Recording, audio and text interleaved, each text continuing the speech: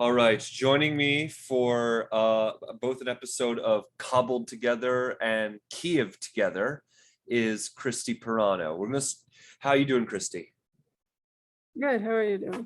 Doing okay. I mean, got a lot going on, but we'll start with the Kabul'd together segment. You want to explain maybe what's going on in Afghanistan since the last time we spoke? Yeah, so I don't remember exactly how long it's been.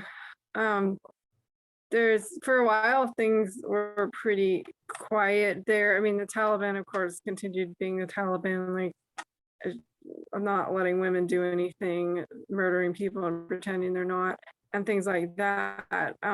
Probably the most significant thing was that a week ago there was a major earthquake in Afghanistan, which is believed to be the deadliest earthquake in like 20 years. And after a few months of not many people talking about Afghanistan, all of a sudden, Afghanistan is back in the news, and the death toll and the official death toll is like 1,100, and it's expected to be higher than that. Of course, as with all things in Afghanistan, it's hard to get an accurate number. And that, I mean, obviously it could be possible the Taliban is inflating the casualty numbers, but I think there is some international aid presence there, and they are estimating that the number is higher, not lower than the official estimate. So yeah, somewhere more than 1,000 civilians dead.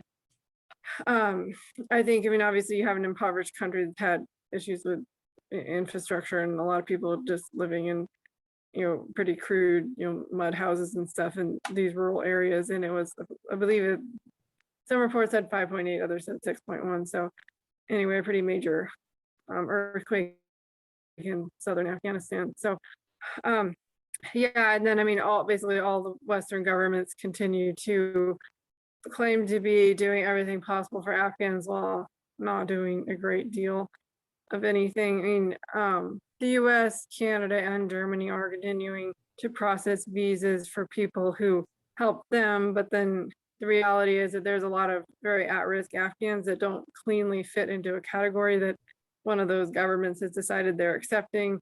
And all of these countries have like massive backlogs where they feel like they can take as many years as they want to process these cases, and you have people that are literally starving while they're waiting for their visas. So yeah, it's a very overwhelming situation, and most of my work has been like helping people, either advocacy or like case by case troubleshooting for the US Special Immigrant Visa Program. And I've continued to do that and to try to help coordinate some humanitarian aid to a few families who aided the US and are now in hiding.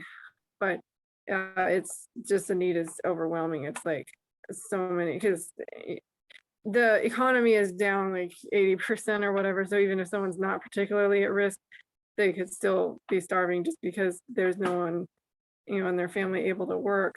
But it's particularly bad for US allies. So because I mean, if they were a US military interpreter, or even if they had worked for the Afghan government or whatever, I mean, they have to be in hiding because they can't go out and just try to get a job, because if someone figures out who they are, then they could be killed. So yeah, and I think the other very frustrating thing is the US has so many different like picky things. Like we have this special immigrant visa program, but then if the company doesn't give you an HR letter with very specific types of information in it, then they'll deny it. Or if somebody just ever got fired, even for a stupid reason, then it just invalidates their whole service record.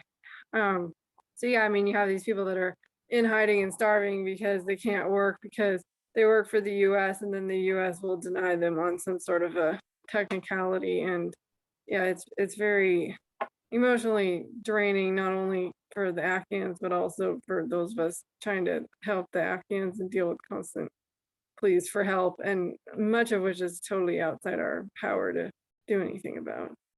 Right. And I mean, there isn't really much I think that we can say that we haven't really said already on this show, if we're being honest. Like we've talked about the Taliban's faux promises to reform. They haven't.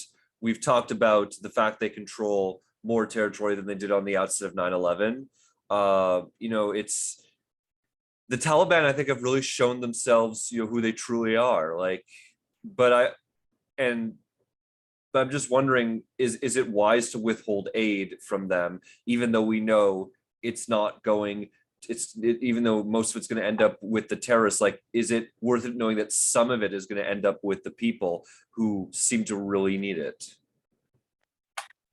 Yeah, I mean, I have mixed feelings on that. Like, I think that just delivering a bunch of money to the Taliban and be like, please feed your people. I mean, that is a non-starter. But what bothers me is not that the U.S. government finds this to be a difficult dilemma, but I mean, first of all, like, why did we ever let ourselves get into the situation where we just let government we supported for 20 years collapse in a couple of weeks? But even if you don't look at like what stupid stuff was done to get us into this situation, there's so many networks, like so many nonprofits that are successfully operating in Afghanistan and not paying off the Taliban. And some of this stuff is harder to do on a larger scale, but I feel like part of the reason that the US government is faced with this dilemma is because they're not willing to be flexible. They're not, there are groups that are less corrupt than the UN that they could give a grant to and be like, okay, figure out how to get food to people in Afghanistan, but then they'll insist on doing it for like, oh, we'll do it through the World Food Program or whatever. And the World Food Program is operating in Afghanistan and does help some of the like most impoverished Afghans, but there's been a lot of but basically the World Food Program decided to work with the Taliban to distribute aid, which guess what that means? Anybody who's an ethnic minority the Taliban doesn't like does not ever qualify for the World Food Program, even if they are starving and stuff like this. So yeah, I think it's there. So like, I don't think it's okay to just let 40 million people starve to death because you don't like their government. But I also wouldn't advocate for like, oh yeah, here, just give the Taliban billions of dollars and trust them that they're gonna do the right thing. So my view is, somewhere in the middle of try to figure out a way to help the people of Afghanistan without enriching the Taliban, which is theoretically what the Biden administration claims to be doing. But in reality, I think that they're leaving a lot of cards on the table because they're not willing to be very flexible in how they're doing that. So they're probably going to agonize over it and then eventually say, oh, well, here, we just gave $1 billion to the World Food Program. And they, of course, and then we're going to say, oh, but they're not going to work with the Taliban. But then in reality, they are. And it might be in the form of the Taliban gets 20% of the wheat instead of 20% of the money. But the Taliban, is going to get that. And actually, I think this is a problem all over the world. Is like there are a lot of governments that would like to be helping Afghanistan more, but the Taliban is insisting, even earthquake aid, they're like, oh, it all has to go through us. Well, the reason they wanted to go through them is so they can skim off 10 or 20 or 30% or whatever. But yeah, it really does make it difficult because it's governments don't seem to be very good at coming up with flexible ways of doing things. And so it's like, oh, we need to use this official program. And then the Taliban is like, no program will operate unless we get to help administer it. And then you end up with Afghans starving because we don't want to give money to the Taliban to feed them. But yeah, I don't think it's okay to just walk away from, just create and then walk away from this massive humanitarian crisis. And also, I think what we should be doing is like supporting the rebel groups that are trying to fight against the.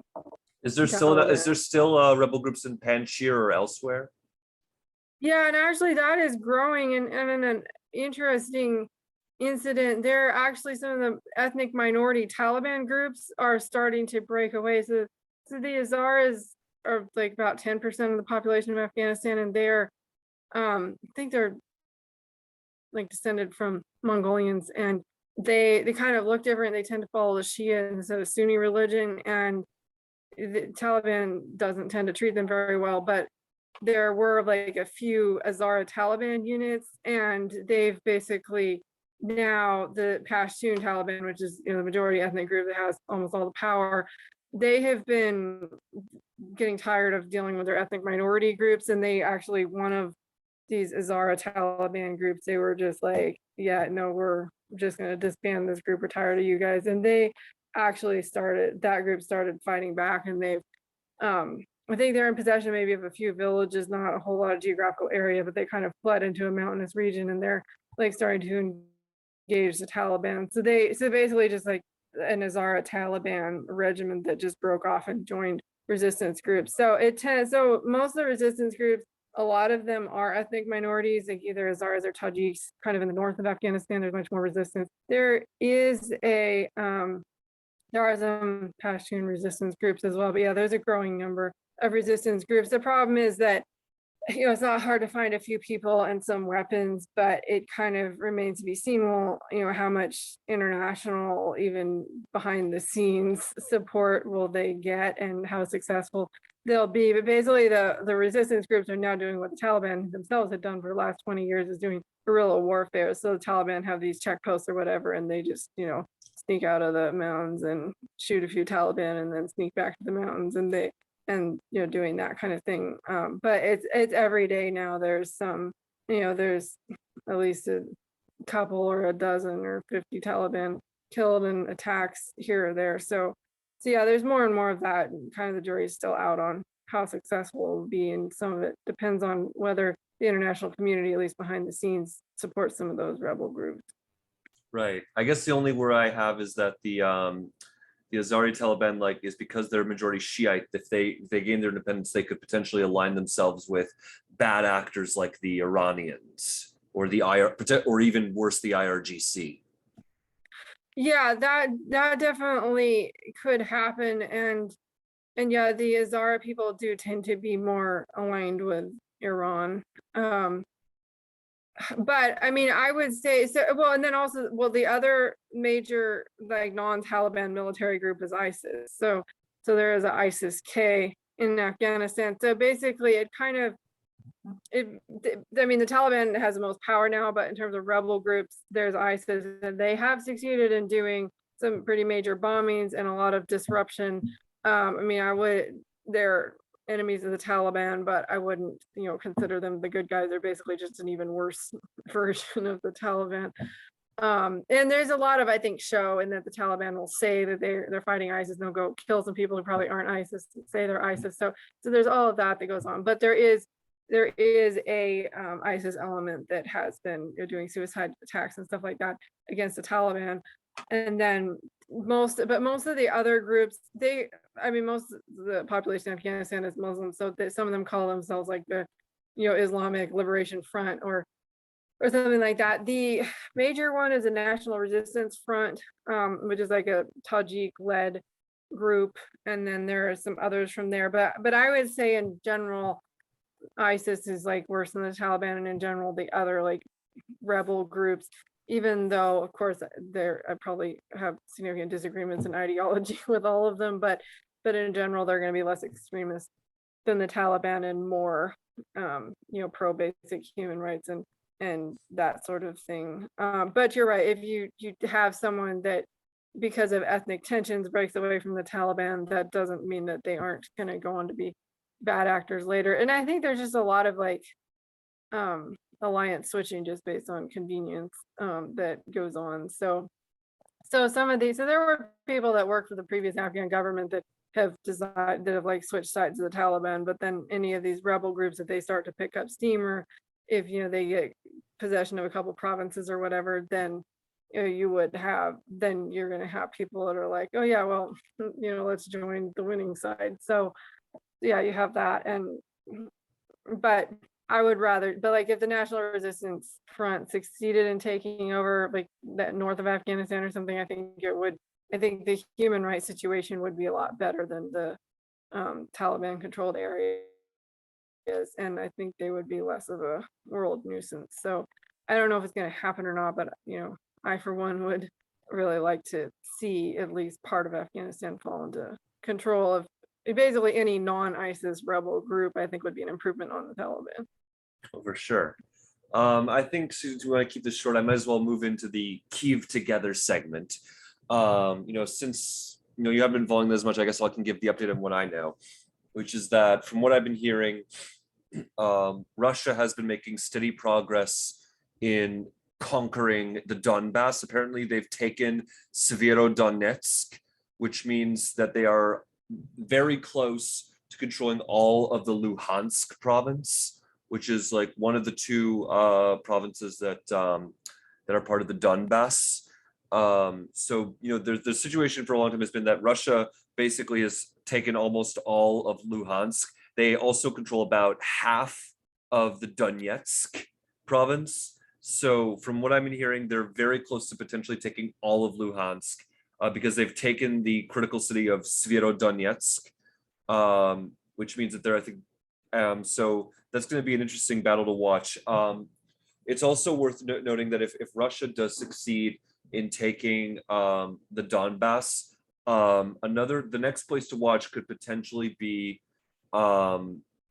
Mykolaiv, as well as Odessa, because one thing to watch potentially is for Russia to potentially cut Ukraine completely off from the Black Sea, landlock them, and basically link up with the Transnistria Russian breakaway province in Moldova. And that would, I think, I'm wondering if Putin would basically stop there, or whether he would go even further and potentially conquer all of Moldova and potentially take all of Ukraine, although that's less likely because Ukraine still has a formidable force, although both Russia and Ukraine are losing soldiers very quickly. I think at the rate we're going, if this war doesn't end by September, Russia will probably have lost as many soldiers as America did in the 10 years they were in Vietnam. Like Russia will have lost that many soldiers, about like 58 to 60,000 soldiers in just 6 months. But basically, I'd say that there's a lot of things to watch. Also, there's been a bit of back and forth around Kharkiv, and apparently Ukraine has also made some offensives towards Kherson. So Ukraine is being able to push back in some ways, but again, they're losing forces, but they're starting to get some of the more equipment that they need. Norway, I think, has just said that they're going to send some equipment towards Ukraine. And the big thing that's happened is that Turkey, who we think to be this ally, but has been very wishy-washy, they've removed their block on Finland and Sweden joining NATO. And if that happens, it would further isolate Russia's position in the Black Sea, essentially limiting their access to the Black Sea to just the city of St. Petersburg and the Kaliningrad Oblast.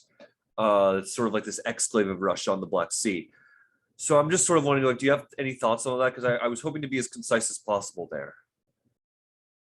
Yeah, I guess with the NATO thing, I mean, I think that's good news that those countries will now be able to join NATO. Turkey it's not set of the goodness of their heart, though. I mean, they're always working an angle, and Turkey is kind of an ally in name only in many ways. They're supporting ISIS under the table and things like that. So what I had heard was that basically they got NATO to agree to make some statement about how Turkey has a valid concern about Kurds in exchange for dropping these objections. And it's not clear yet, how Turkey's going to leverage that, but it sort of looks like, NATO agreed to sell out the Kurds in exchange for Turkey not blocking their expansion. And it is just kind of insane that Turkey is sitting here benefiting from NATO and then trying to block other countries from joining NATO. Like, I really think Turkey should be kicked out of NATO as opposed to having veto power for adding other countries to NATO. So, so I was glad that they worked out something on that impasse, but I don't know what's going to happen now. And those people sort of tracking Turkish war crimes in Syria are concerned about like how much how much did NATO or the US sell out Kurds in exchange for Right. that. So basically the source of Turkey's beef is their completely baseless accusation that basically anyone supporting the Kurds is basically aligned with a group called the PKK, which is a very extremist faction. Like they're a terrorist organization within Kurdistan. that basically they're arguing that anyone supporting the Kurds is basically associated with them.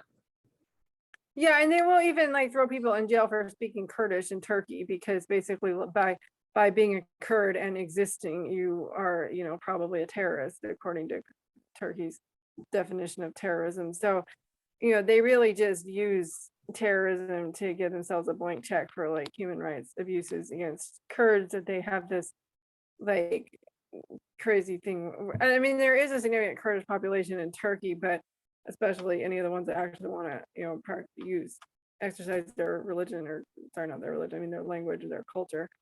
You know, Turkey will go after them.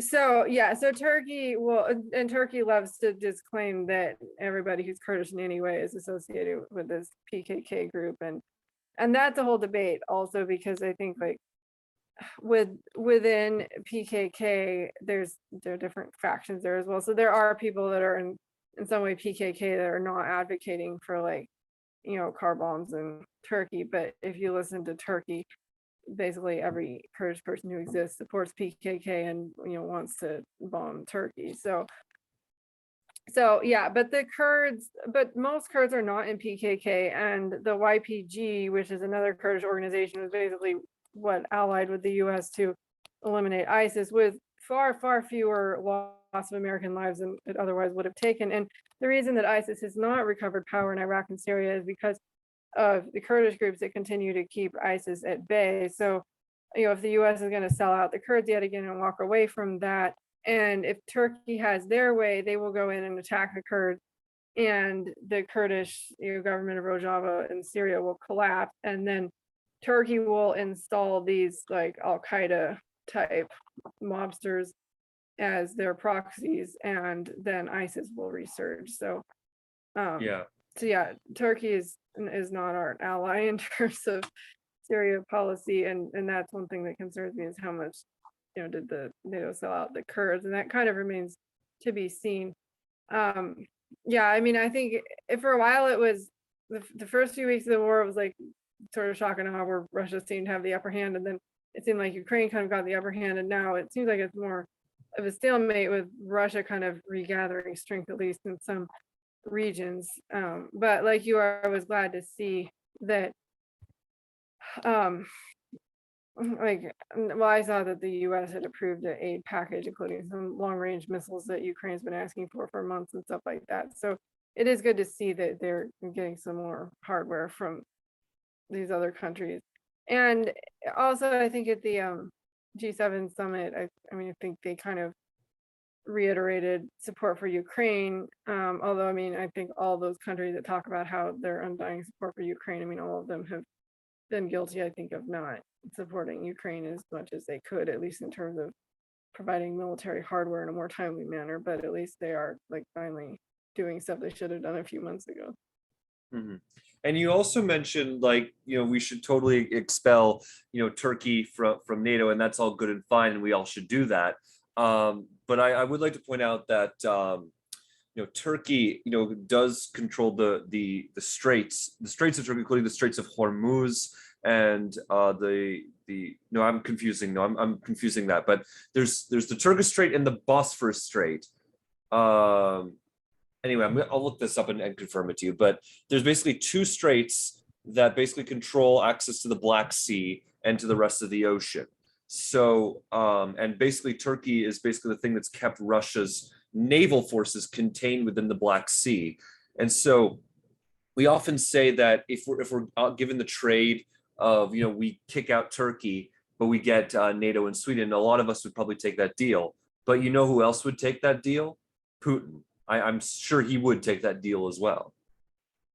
Yeah, Turkey is definitely a tricky case, because, I mean, especially geographically, and then there had been the thought that we were going to let them join NATO and stuff like this, and it was going to be a positive influence on them, and they would like aspire to be more like the other countries in their alliance. But they've really just used it as leverage to try to get away with like doing stuff with they've a lot of it, what they've done with their NATO membership, is use it as blackmail against the US so that they can go after Kurds. Right. And so just quickly clarify, it's the Bosphorus and the Dardanelles. That's the one I was trying to think of.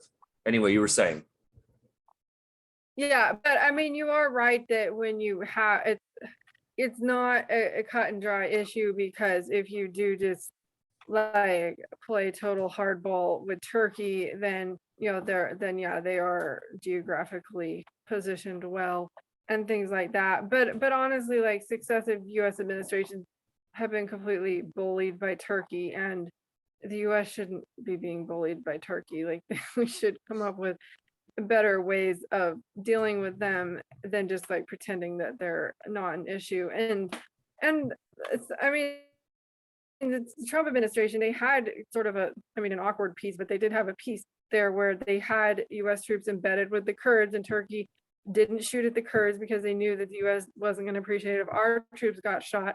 And then, now fall of 2019, so 2.5 years ago, but Erdogan made a phone call to Trump and he agreed, yeah, okay, we'll pull our troops out in a few days. And there was no US national security interest in betraying the Kurds and letting Turkey just go in there and start killing people. But so then, like, within, of course, the next day, the US troops leave, Erdogan goes in there and starts killing Kurds. And then it's all over the media. And then, I mean, the Trump administration flies pants to Turkey, and they come up with some sort of a peace deal where Turkey sort of stops killing. It sort of became a slow grinding, low intensity war that Turkey never really, I mean, they did take territory they never gave back, but they stopped like actively bombing. But then every now and then they just start actively bombing Kurds again, and no one really talks about it. So yeah, there are things the US could be doing about that situation that they're choosing not to, like, for example, just embed our troops with the Kurdish units and be like, okay, Turkey, we dare you to shoot the Kurds because you're going to kill our people and we're not going to appreciate that. So like, why are we leaving those kinds of cards on the table? And yeah, I think that Turkey does have these advantages and reasons that we want them to be an ally, but then we let them support ISIS under the table and cozy up to Russia and do all this stuff, and we're just like, oh, Turkey, it'd really be better if you don't do that kind of stuff. And I feel like we're just leaving a lot of cards on the table in terms of things we could do to manage Turkey, even without like doing a total scorched policy with Turkey. Yeah, Turkey's not been the best ally, and honestly, if we had got a chance at a do-over on drawing the borders of the Middle East and everything, I would give a state to the Kurds, because we didn't do that back after the First World War. I think we should, in retrospect, it looks like we should have done that. Yeah. So the US government, they just give dramatic recognition to Rojava. They're actually, it does look like some European countries may be considering doing that. Like they're giving recognition. Wait, they're cut out there. European countries are considering giving recognition to a Kurdish state. Yeah, so northern Syria is Kurdish controlled. Rojava have their own like regional government because basically it had been taken over by ISIS. So ISIS had forced out Assad's forces, and then the US supported Kurdish groups that reclaimed that territory from ISIS, and then the Kurds set up Rojava, which is not perfect, but it is far more democratic than most other Middle Eastern, governments. So, and the US does kind of support Rojava in some ways, but it's all like unofficial. It's like we do provide them some foreign aid and stuff, like the unofficial regional government there in northern Syria, but the US does not give any official diplomatic recognition to Rojava. And it appears that there are some European countries that are considering maybe officially recognizing Rojava as like a northern Syria as its own state, instead of pretending that it's part of Assad country of Syria. And that is something that the US could do. It's just like, okay, even without peeling off parts. And yeah, I mean, we should, like, there are significant Kurdish populations in Turkey, Iran, and Iraq. And as far as I'm concerned, none of those four countries are American allies. Right. Yeah. But even without redrawing national boundaries per se, we could just be more, we could give diplomatic recognition to Rojava, which is already operating as an independent country, but we're just pretending it's part of Syria because we don't want to, give the we don't want to irritate Turkey by recognizing the Kurds as running northern Syria themselves. And if the US gave diplomatic recognition to Rojava in northern Syria, then that would also strengthen the ability of us to say, no, Turkey, you need to stay out of northern Syria and stop bombing Rojava, because we recognize that as a country instead of just a no man's land, which is sort of, I mean, technically it's Syria, but basically Assad's not even there in Syria.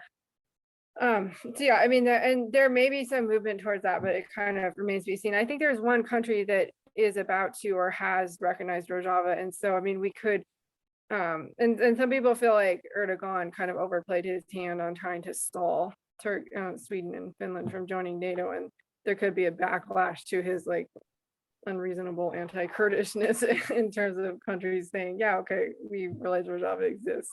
Yeah. So, and something to watch. speaking of cutting up Syria, my father and I have actually been of the opinion that the Syrian civil war, Israel should have used that as a pretext to deploy soldiers on the other side of the of Mount Hermon, on the other side of the Golan Heights, because there's a predominantly Druze population that probably would have been very much welcome the idea of being part of Israel.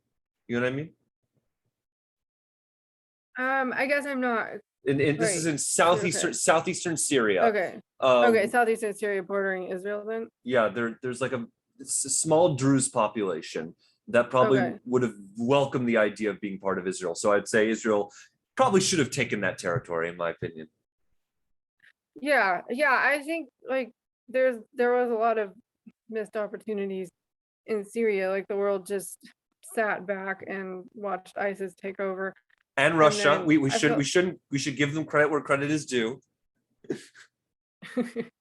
Yeah, and so like the US is just basically sitting back, and I mean, Middle Eastern policy is always tricky, but like the one thing that we know you shouldn't do is abandon all your allies and let Russia and sometimes China run the show, and let hardline Islamists take over and murder your allies. Those are things that like should be really pretty obvious that you don't do, but it seems like the one thing we always do is what any reasonable person would say is really not what we should do. And these are tricky issues. But I mean, I think it's, but even any of us that were tracking predicted more what happened in terms of what happened in Afghanistan and whatnot. And I mean, well before ISIS took over, there were alarms raised about that. And then President Obama said, don't worry, they're just a JV terrorist, nothing to see here. And a couple months later, they'd taken over half of Iraq. So, I mean, we have a real habit of just pretending that terrorists won't do anything, waiting until they take over, and then waiting until they like slaughter thousands or more or hundreds of thousands of people. And then eventually they figure out, they spill over their borders and they bomb some Western country. And then we go, oh, we can't tolerate this. We need to go do something about this. And it's just like this 20-year cycle. And we're currently in the pretend that terrorists don't actually murder people phase. And then there'll probably be some massive terrorist attack in Europe or the US in a year or 2 or 3. And then Europe and the US will go, oh, maybe we need to do something about the Middle East and not just let the Taliban and ISIS run everything. Yeah, for sure. And I really hope that we can discuss more about how we can stand up to what I like to call the modern day axis of Russia, China, and Iran. Would that be accurate to an assessment of the situation of Iran, China, and Russia comprising a modern day axis? Yeah, I would agree with that. I would also say that North Korea and very bad actors. North Korea and Afghanistan. I mean Pakistan. I think Turkey is maybe not quite as bad as those, but Turkey.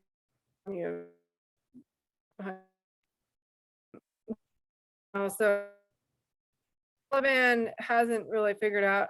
They haven't been there long enough to get their terrorism well established again, but I mean, they're on their way to, I think, joining maybe not as much of a major player as those other countries, because those others are more of world powers. But I don't think, Afghanistan, Pakistan, North Korea have any better designs for the world than those other countries you listed. They're just a little bit less able to go invade their neighbors and stuff like that at the moment. Yeah, for sure. Anyway, because we're having connection issues, I think this is sort of like God's way of saying, hey, maybe we should call it a night. Kristy, thank you so much for coming on. Want to plug anything before we go? Yeah, well, I guess as I have before, I'll remind people that you can donate to the Kurdish Alliance of North America, which is the nonprofit that I'm co-founder and co-president of. And we're a very small nonprofit, 100% volunteer run, which means 100% of your donations go to providing humanitarian aid to U.S. allies, both Afghans and Kurds. Cool. Well, anyway, we'll see you guys next time.